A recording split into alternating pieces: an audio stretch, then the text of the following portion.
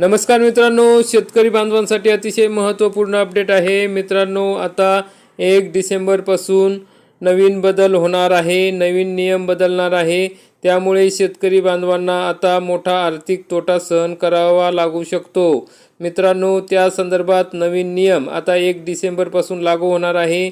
ज्या शेतकऱ्यांना अतिवृष्टी, नुकसान भरपाई तसेच पीक विमा, पीक पाहणी या संदर्भात अनेक नियम 1 डिसेंबरपासून बदलणार आहे, तर त्याविषयी आपण सविस्तरपणे माहिती बघूया। पहिला जो नियम बदलणार आहे तो म्हणजे रब्बी पीक विमा भरणा। म्हणजे मित्रांनो, रब्बी पीक विमा भरणा हे 30 नोव्हेंबरपर्यंत अंतिम मुदत होती, ती अंतिम मुदत आता बंद होणार आहे। कारण की 1 डिसेंबरपासून रब्बी पीक विमा तुम्हाला भरता येणार नाही।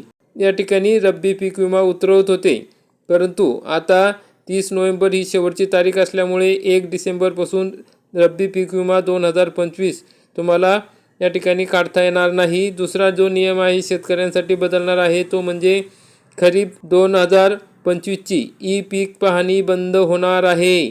जर तुम्हाला खरीप 2025चा पीक विमा मिळायचा असेल तर या ठिकाणी ही तुमची पीक पाहणी होणे गरजेचे होते, बंधनकारक होते।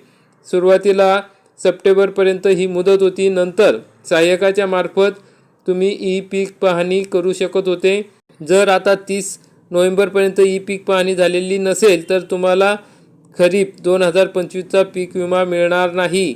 त्यामुळे सहाय्यक स्तरावर ई पीक पाहणी करून घेणे गरजेचे आहे। जर केली नसेल तर एकच दिवसाची मुदत बाकी आहे, सहाय्यक स्तरावर ई पीक पाहणी करून घ्या, कारण की नंतर पोर्टल बंद होणार आहे। 1 डिसेंबर नंतर ई पीक पाहणी, खरीप ई पीक पाहणी करता येणार नाही। नंतर तिसरा महत्त्वाचा बदल आहे मित्रांनो, अतिवृष्टी, नुकसान भरपाई अनुदान KYC 30 नोव्हेंबर नंतर म्हणजे 1 डिसेंबरपासून बंद होणार आहे। KYC पोर्टल बंद होणार आहे। फार्मर ID तुमच्याकडे नसेल आणि किंवा ॲक्टिव्ह नसेल अशा शेतकऱ्यांना अतिवृष्टी, नुकसान भरपाई मिळालेली नाही। मग अशा शेतकऱ्यांच्या याद्या या गाव स्तरावर प्रसिद्ध करण्यात आलेल्या आहे। त्यातील VK नंबर घेऊन तुम्ही CSC सेंटरवर जाणे गरजेचे होते आणि 30 नोव्हेंबरच्या आत KYC करून घेणे गरजेचे होते। तर मग मित्रांनो, तुमची जर या ठिकाणी KYC झालेली नसेल तर तुम्हाला अतिवृष्टी मदत या ठिकाणी मिळणार नाही। त्याबाबत शासन नवीन काय निर्णय घेईल तेव्हा तुम्हाला ती मदत मिळेल, परंतु आता लगेच मदत मिळणार नाही। त्यासाठी तुम्हाला KYC करून घेणे गरजेचे होते। जर राहिले असेल तर एका दिवसाची मुदत आहे, तलाठ्यांना भेटा, त्यांच्याकडून VK नंबर घ्या आणि लवकरात लवकर KYC करून घ्या, कारण की अतिवृष्टी, नुकसान भरपाई अनुदान KYC पोर्टल 30 नोव्हेंबर नंतर बंद होणार आहे। म्हणजे 1 डिसेंबरपासून तुम्हाला अतिवृष्टी, नुकसान भरपाईसाठी KYC करता येणार नाही। तर मित्रांनो, या ठिकाणी अशा प्रकारची ही महत्त्वाची अपडेट होती।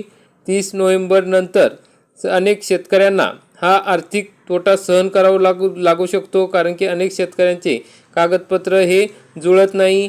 अनेक समस्या शेतकऱ्यांना उद्भवलेल्या आहे, तर सरकारने या ठिकाणी मुदत वाढवून देणे गरजेचे आहे आणि अशा शेतकऱ्यांना मदत करणे गरजेचे आहे। तर मित्रांनो, तुमची KYC झाली नसेल तर लवकरात लवकर KYC करून घ्या आणि तुम्हाला जर अतिवृष्टी, नुकसान भरपाईचे पैसे मिळाले असेल तर कमेंटमध्ये नक्की सांगा। नसेल मिळाले तरी त्या ठिकाणी कमेंट करून सांगा। तर अशा प्रकारचे महत्त्वाचे बदल आता 1 डिसेंबरपासून लागू होणार आहे। तर जास्तीत जास्त शेतकरी बांधवांपर्यंत हा व्हिडिओ शेअर करा। व्हिडिओ आवडल्यास व्हिडिओला लाईक करा, चॅनलला सबस्क्राईब करा। धन्यवाद।